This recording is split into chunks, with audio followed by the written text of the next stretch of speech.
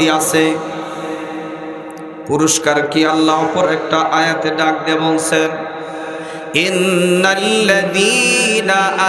আমানু ওয়া আমিলুস সালিহাত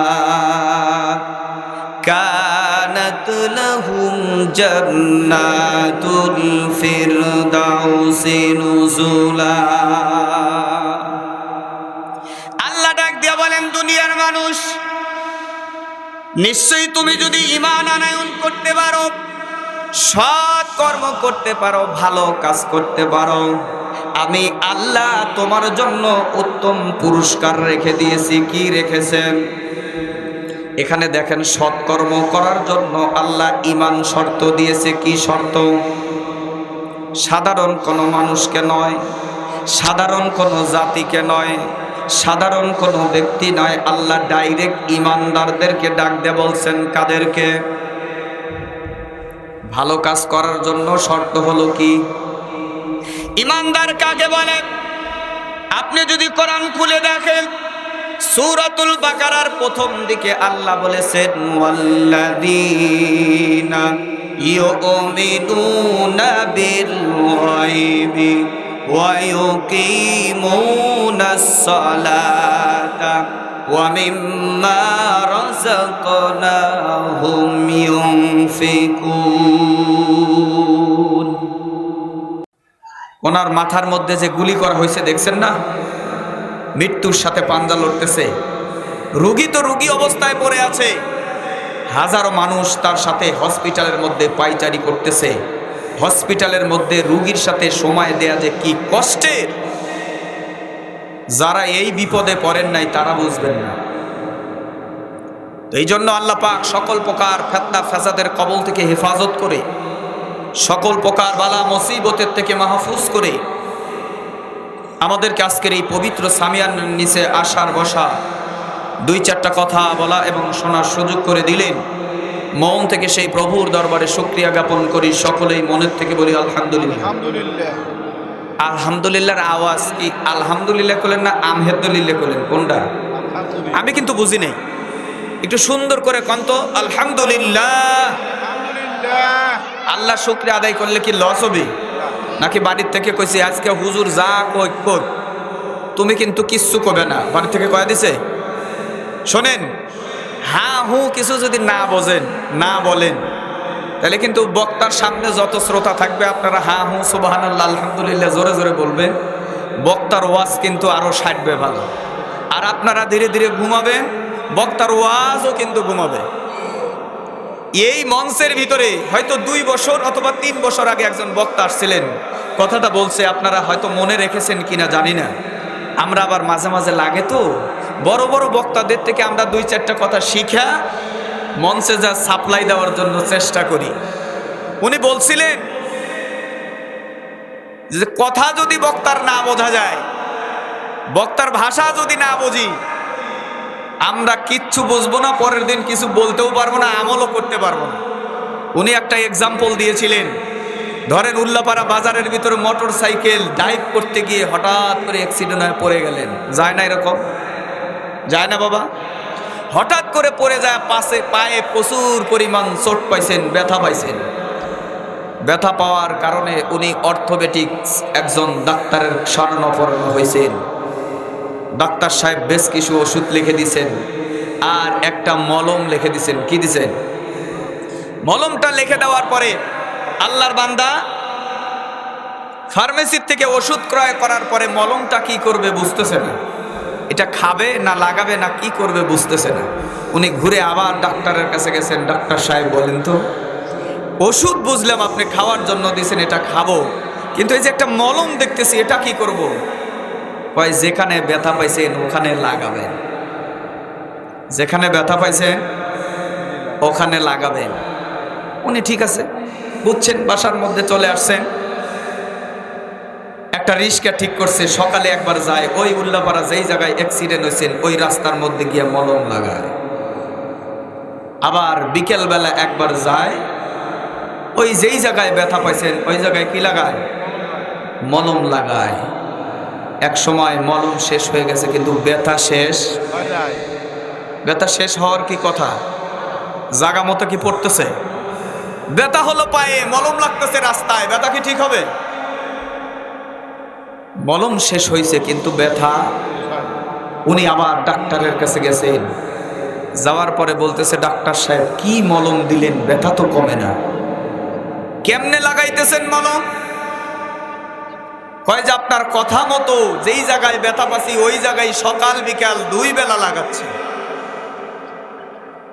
ডাক্তার সাহেব বললেন, এত সুন্দর একটা ভালো একটা কোম্পানির মলম দিলাম, তারপরেও ব্যথা কমতেছে না, কারণ কি? দেখি আপনার পাও।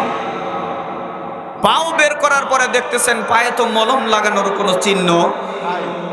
তো ওনাকে জিজ্ঞেস করছে, বারবার মলম লাগাইতেছেন কিন্তু পায়ের তো চেহারা পরিবর্তন হয় নাই, বোঝা তো যায় না মলম লাগাইছে।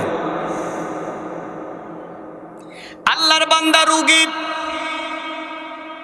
ডাক দিয়া বলতেছেন, ডাক্তার সাহেব আপনি তো আমাকে পায়ের মধ্যে মলম লাগাইতে বলেন নাই, যেই জায়গায় ব্যথা সেই জায়গায় মলম লাগাইতে বলছেন। যে জায়গায় আমি ব্যথা পাইছি সকাল বিকাল ওই জায়গায় ওই রাস্তার মধ্যে মলম লাগাইছি।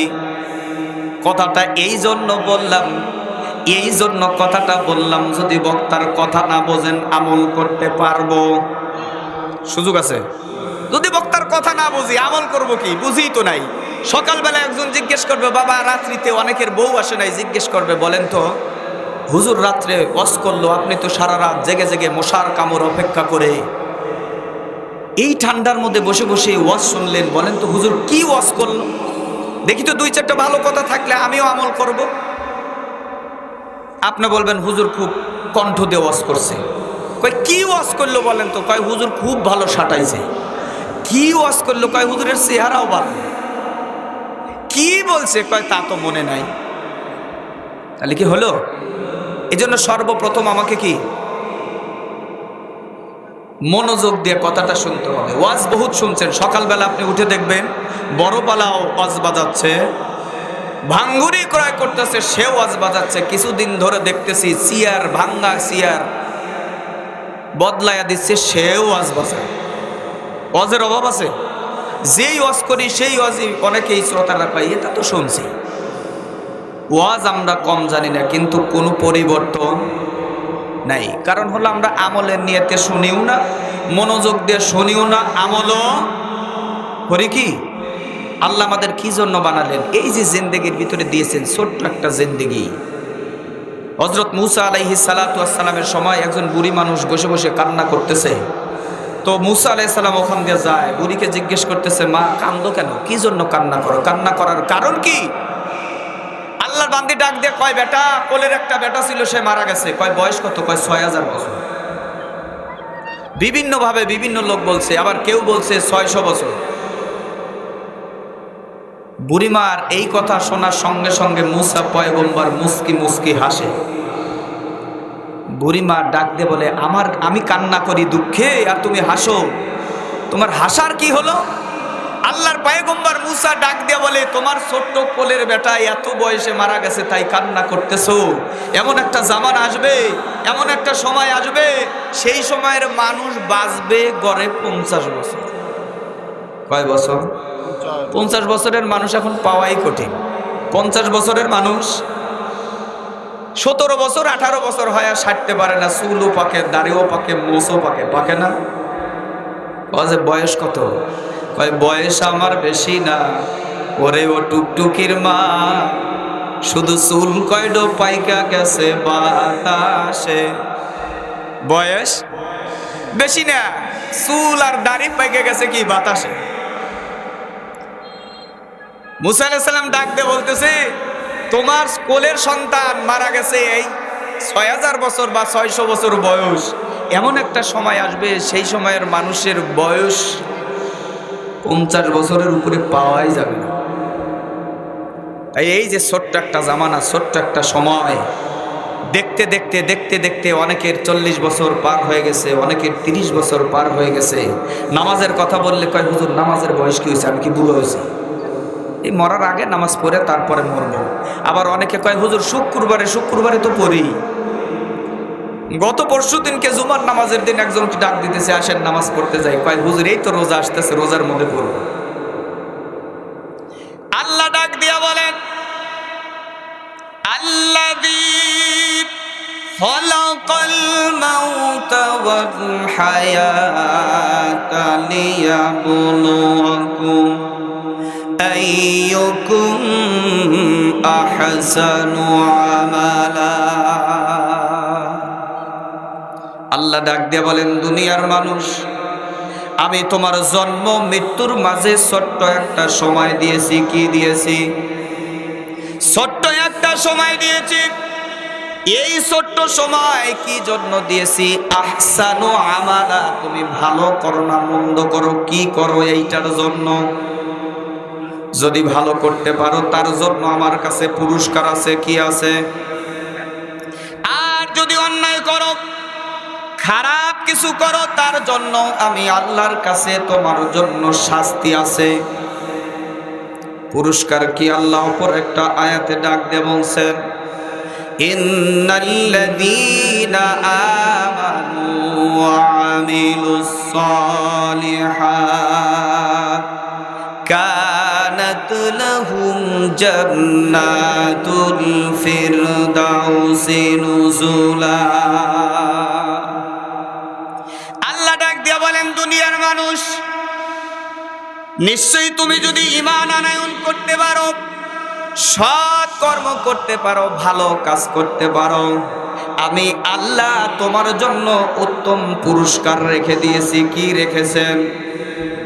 এখানে দেখেন, সৎকর্ম করার জন্য আল্লাহ ঈমান শর্ত দিয়েছে। কি শর্ত?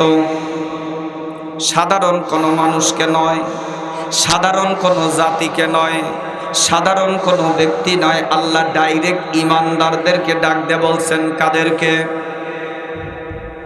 ভালো কাজ করার জন্য শর্ত হলো কি? ঈমানদার কাকে বলে? আপনি যদি কোরআন খুলে দেখেন, সূরাতুল বাকারার প্রথম দিকে আল্লাহ বলেছেন ওয়াল্লাযীনা ইউমিনুনা বিল গায়বি ওয়া ইউকিমুনাস সালাতা ওয়া মিম্মা রাযাকনাহুম ইউনফিকুন।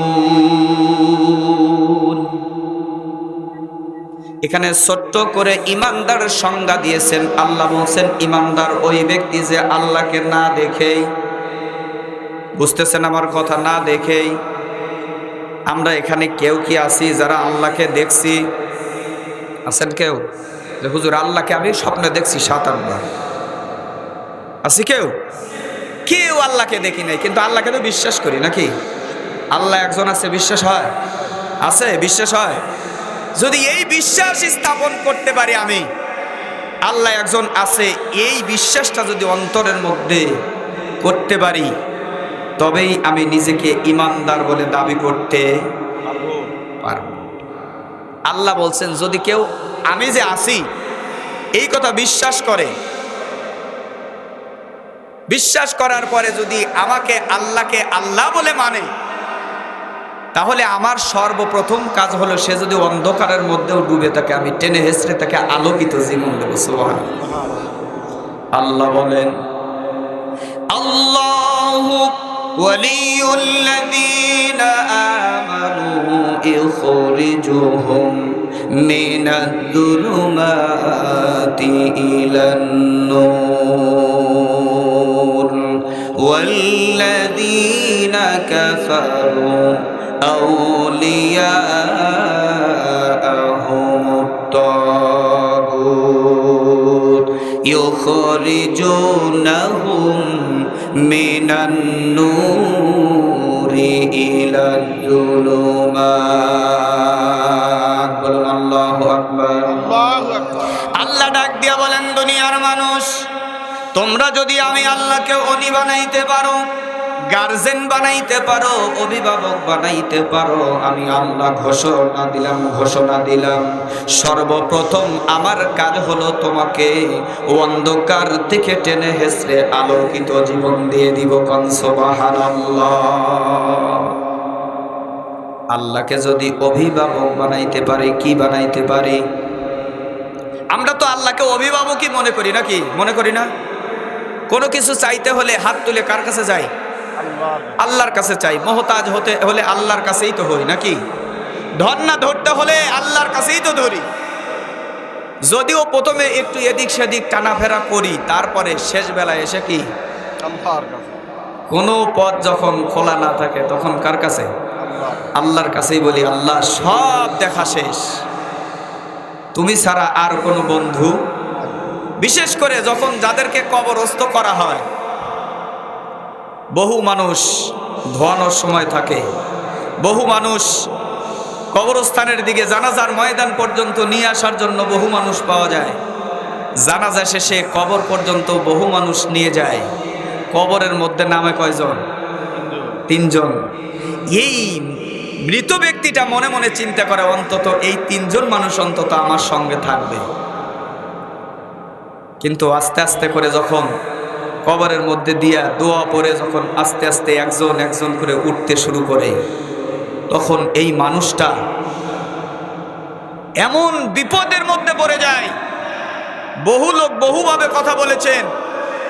ওসমান গনি রাদিয়াল্লাহু তাআলা আনহু বলেছেন, মরুভূমির ভিতরে এদিকেও কোনো কিছু দেখা যায় না, ওদিকেও কোনো কিছু দেখা যায় না, অথবা সমুদ্রের ভিতরে কোনো কুল কিনারা নাই, মতো অবস্থায় যদি তার জাহাজ নষ্ট হয়ে যায় বা ঘোড়া নষ্ট হয়ে যায়, ওই মানুষটা যে পরিমাণ বিপদে পড়ে, ঠিক একজনকে কবরস্থ করে আসার পরে আস্তে আস্তে করে 3 জনই যখন এক এক করে উঠে আসে, তখন ওর চাইতে মহা বিপদে পড়ে যায় কবরস্থ এই ব্যক্তি। তখন ঠিকই ডাক দে বলে, আল্লাহ যাই করছি এখন বুঝতেছি তুমি ছাড়া আর কেউ আছে কি? তখন আল্লাহর বান্দা বুঝি, যত কিছুই করছি আজকে তুমি ছাড়া আর কেউ আর সুযোগ থাকবে তখন।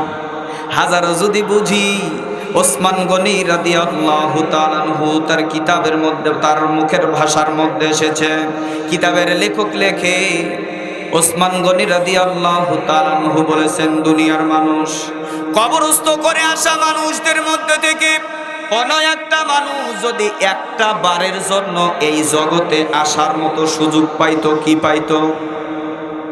একটা বার আসার মতো যদি সুযোগ পাইতো, আর ওই মানুষটার মুখ থেকে যদি কবরের সব হিস্টোরি দুনিয়ার জীবিত কোনো মানুষ শুনতো, খাওয়া দাওয়া ঘুমানো সব কর্ম মানুষের বন্ধ হয়ে যেত, সব বন্ধ হয়ে যেত। যদি একটা বার এই কবরের দৃশ্যটা, কবরের আলোচনাটা, কবরের হিস্টোরি কোনো মানুষ একবার শুনতে পেত, তাহলে তার সব কর্মকেই একদম বন্ধ হয়ে যেত। শুধু খালি চিন্তা করতো, আল্লাহ কখন জানি মরে যায়। আল্লাহু, মনে আছে এই লোকটার কথা? কখন জানি মরে যায় আল্লাহু। সব সময় এই আওয়াজ আমাদের মুখ দিয়েও বের হতো, কখন জানি মরে যায় আল্লাহু। যেই কথাটা বলতেছিলাম, সৎ কর্ম যদি করতে পারি তাহলে আল্লাহ রাব্বুল আলামিন আমাদেরকে পুরস্কার দিবেন। আল্লাহ কোরআন শরীফের মধ্যে ঘোষণা দিয়েছেন, দুনিয়ার মানুষ তোমরা যদি সৎ কর্ম করতে পারো, ভালো কাজ করতে পারো, আমলে সালেহ করতে পারো, আমি আল্লাহ খুশি হয়, আমি আল্লাহ ভালোবেসে মহাব্বত করে তোমাকে একটা পুরস্কার দেব। সেই পুরস্কারটার নাম হলো জান্নাতুল ফিরদাউস। সুবহানাল্লাহ, আর জোরে বলুন সুবহানাল্লাহ। অপর আর একটা আয়াতে বলেছেন, যদি তুমি সৎ কর্ম করতে পারো, ভালো কাজ করতে পারো, আমি আল্লাহ এমন একটা জান্নাত তোমাকে দিব, জান্নাতিন তাজরি মিন তাহতিহাল আনহার। এমন একটা জান্নাত আমি আল্লাহ তোমাকে দান করব, যেই জান্নাতের তলদেশে প্রবাহিত নদী থাকবে। কোন সুবহানাল্লাহ। তাহলে এই পুরস্কার পাওয়ার জন্য, এই সৎ কর্ম করার জন্য শর্ত হলো ইমানদার হওয়া। কি? প্রথম নাম্বার শর্ত হলো ভালো কাজ করার জন্য, সৎ কর্ম করার জন্য প্রথম শর্ত হলো আমাকে ঈমানদার হতে হবে, আমার অন্তরের মধ্যে আল্লাহর বিশ্বাস আসতে হবে, আর নবী মুহাম্মদুর রাসূলুল্লাহর প্রেম থাকতে হবে। হাদিসের ভাষায় আল্লাহর পয়গম্বর আখিরি জামানার নবী তার পবিত্র জবানিতে বলেছেন, লা ইউমিনু আহাদুকুম হাত্তা আকুনা আহাব্বা ইলাইহি মিন ওয়ালিদিহি ওয়া ওয়ালাদিহি ওয়ান নাসি আজমাইন।